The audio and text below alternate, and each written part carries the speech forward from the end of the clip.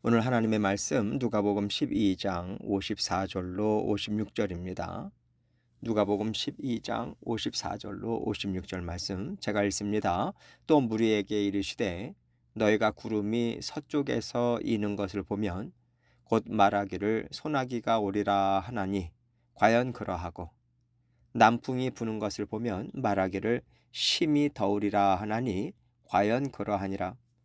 외식하는 자여 너희가 천지의 기상은 분간할 줄 알면서 어찌 이 시대는 분간하지 못하느냐. 아멘. 세상은 하나님이 다스리고 계십니다. 하나님께서 세상을 다스리신다는 사실을 우리가 인정하고 인식하면서 살아가는 것이 중요한 이유는 이 세상은 절대 세상 스스로의 힘으로 움직이고 스스로의 힘으로 일을 이루어 갈 수 없기 때문이에요. 일이 이루어지고 세상에 움직임이 있다면 거기엔 반드시 하나님의 뜻과 지혜와 능력이 일하고 있다는 뜻입니다. 그런데 우리는 그 세상의 흐름, 세상의 움직임 속에서 무엇을 보고 있는가? 주님은 우리에게 이것을 물으시는 거예요. 우리는요, 돈이 어디로 흘러가는지 그 흐름을 예의주시하면서 분별하려고 하는데, 그러면 그 이면에 보이지 않는 하나님의 뜻, 하나님의 일하심은 너희는 보고자 하느냐? 이거죠. 이스라엘 백성들은 메시아를 기다린다고 하면서 하나님의 구원을 기다린다고 하면서 하나님의 일하심을 찾아보고자 하는 모습이 전혀 보이지 않거든요. 하나님께서 지금 어떤 일을 하시는지 하나님이 주신 말씀을 통해서 이해하고 받아들이려고 하지 않습니다.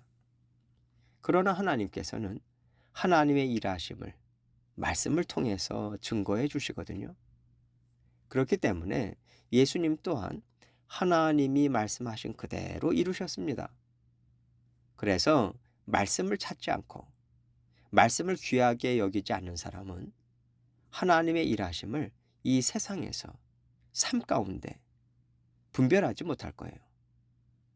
이 경고의 말씀을 오늘 말씀을 통해서 우리에게 주고 계십니다. 54절 말씀 보겠습니다. 또 무리에게 이르시되 너희가 구름이 서쪽에서 이는 것을 보면 곧 말하기를 소나기가 오리라 하나니 과연 그러하고. 이 비유는요, 그 당시에 누구나 다 알고 있는 그런 자연 현상입니다. 이스라엘 서쪽 지중해에서 구름이 일어나면 아이들조차도 이제 소나기가 오겠네, 다 안다는 거죠. 55절입니다. 남풍이 부는 것을 보면 말하기를 심히 더우리라 하나니 과연 그러하니라. 남풍은 이스라엘 남쪽 아라비아 광야에서 불어오는 뜨거운 바람이에요. 그 바람이 불면 사람들이 진짜 덥겠네, 이렇게 예상한다는 거죠. 예수님께서는 이스라엘 남쪽에 무엇이 있고 서쪽에 무엇이 있고 그것들로부터 어떤 영향이 나타나는지를 너희는 손바닥을 들여다보듯이 잘도 알고 있구나, 이런 말씀을 하시는 거예요. 56절입니다. 외식하는 자여 너희가 천지의 기상은 분간할 줄 알면서 어찌 이 시대는 분간하지 못하느냐. 하나님께서는 이스라엘 나라를 어떻게 세우셨는지, 또 메시아를 보내주겠다고 약속하시고 메시아가 오면 이런 증거들을 보여주실 것이라고 이미 가르쳐 주셨어요. 그 말씀을 이해하고 받아들이고 있으면 예수 그리스도의 공생의 사역들 하나하나를 볼 때마다 하나님이 들려주신 말씀이네, 하나님께서 알려주신 일들이네, 이것을 알고 그들은 혼란 없이 메시아께서 우리를 위해서 오셨다, 이렇게 받아들일 수 있었을 겁니다. 그런데 예수님께서 메시아로 이 땅에 오셨음에도 불구하고 수많은 증거들을 보여주셨음에도 불구하고 이스라엘 백성들이 분별하지 못하고 받아들이지 못하는 이유가 무엇일까요? 예수님은 너희가 지금 외식하고 있기 때문이라고 말씀하시는 겁니다. 겉으로 볼 때 이스라엘 백성들은 하나님께서 약속하신 메시아를 다 기다리고 있어요. 그런데 그들의 마음은 진정한 하나님의 구원, 하나님께서 주기를 원하시고 약속하셨던 살아계신 하나님과 마음이 하나 되고 생각이 하나 돼서 하나님이 주인 되신 이스라엘이란 하나님 나라를 회복하는 것에 있지 않았습니다. 그들은 더 이상 하나님이 통치자가 되셔서 하나님의 말씀대로 살아가는 것을 원하지 않았어요. 가만히 보니까 하나님의 말씀은 세상의 물질이라든가 세상의 번영, 육신의 즐거움 이런 것과는 멀거든요. 사실 그들은 율법도 소중하게 여기지 않았습니다. 율법을 통해서 저는 죄인입니다. 그래서 저는 구원자가 필요합니다. 이것을 깨닫게 되고 그래서 메시아를 기다리게 되는 것인데 죄인임을 인정하는 것이 싫었던 거죠. 그래서 그들은 율법을 자기네 원하는 대로 맘대로 바꿔버렸어요.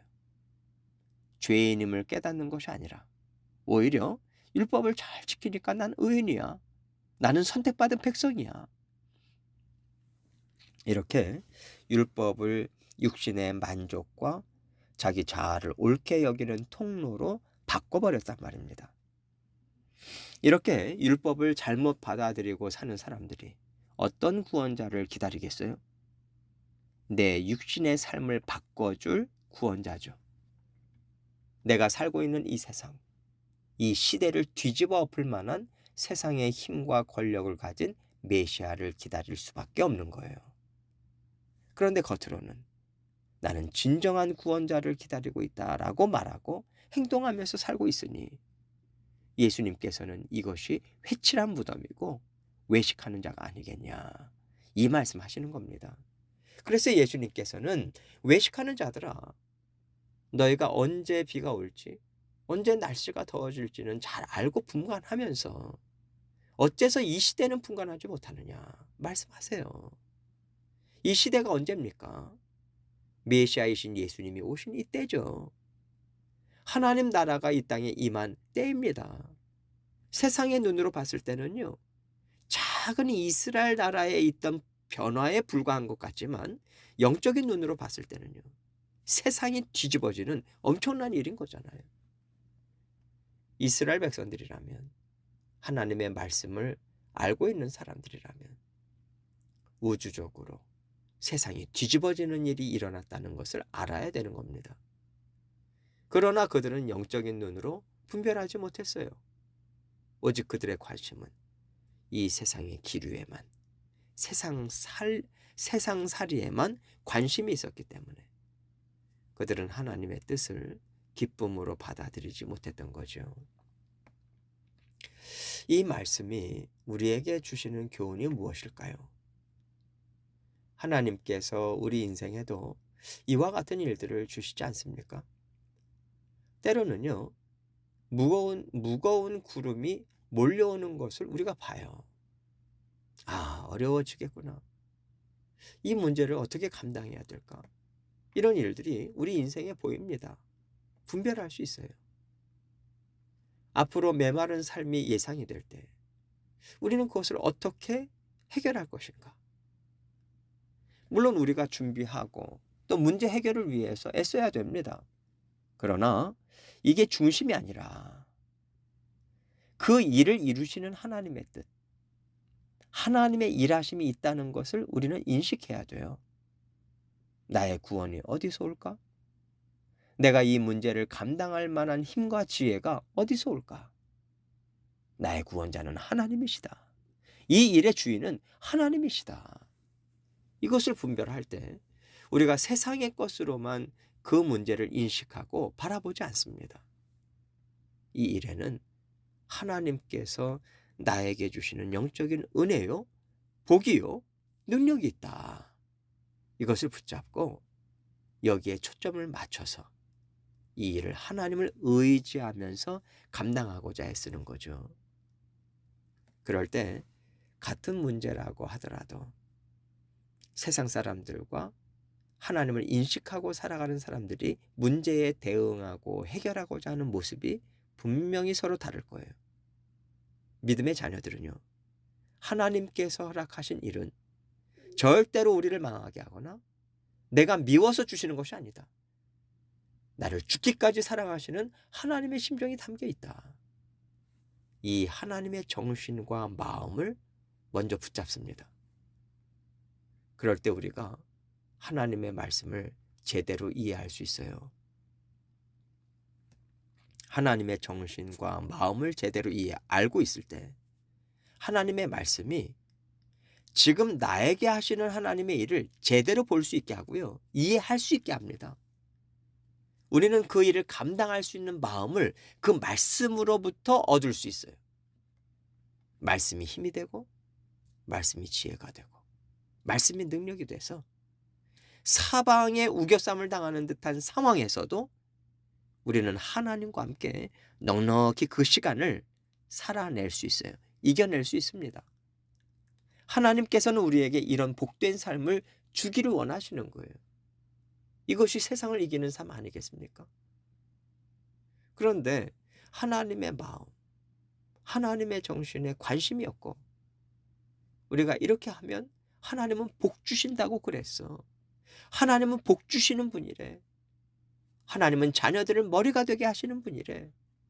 이것만 붙잡고 내 문제 해결해 달라고 말씀을 붙잡으면요, 그 말씀에서 우리는 하나님이 주시는 위로와 힘과 지혜를 받을 수가 없습니다.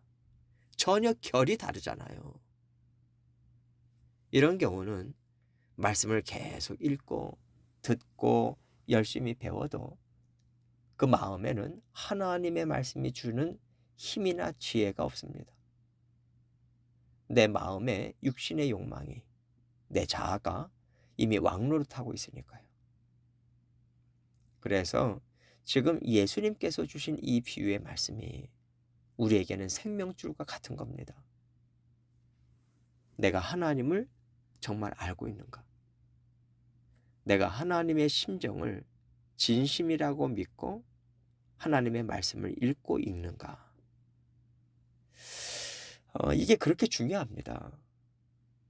그렇다면 우리는 세상을 살아가면서 어떤 일이든 하나님의 심정으로 이해하고 받아들일 수 있고 세상의 소리에 영향을 별로 받지 않을 거예요. 하나님께서는 우리가 이 중심을 잡고 하나님의 자녀답게 이 세상에서 살아가기를 바라십니다. 하나님께서 우리에게 하나님의 말씀을 주셨고 우리에게 영생을 주시고 우리의 주인이 되셔서 이 땅에서 함께 살아가고 계세요. 그래서 우리는 세상의 소리를 두려워하거나 세상의 소리에 영향을 받지 않을 수 있습니다. 하나님이 주시는 말씀으로 마음의 중심을 잡고 오직 하나님과 함께 동행하는 삶을 살 수 있어요. 우리는 하나님의 말씀을 잘 알아야 됩니다. 그런데 아는 것보다 더 중요한 것은 나를 정말 사랑하시는 하나님이시고 그 하나님의 사랑은 예수 그리스도를 통해서 흘러 들어왔다는 거예요. 예수 그리스도께서 죽으셔야지만 그 사랑을 내가 받아들일 수 있었던 것은 나 역시 내 자아를 부인하고 예수 그리스도의 십자가 보혈만이 나를 살게 한다는 진리의 말씀을, 진리의 법칙을 내가 받아들여야 된다는 거죠. 예수님께서는 우리에게 이 진리의 말씀을 줄기차게 들려주고 계십니다. 예수님께서 왜 죽으셨어야 했는가? 이것을 항상 붙잡고 하나님의 말씀을 이해하고 받아 누리시는 저와 여러분이 되시기를 주님의 이름으로 축원합니다.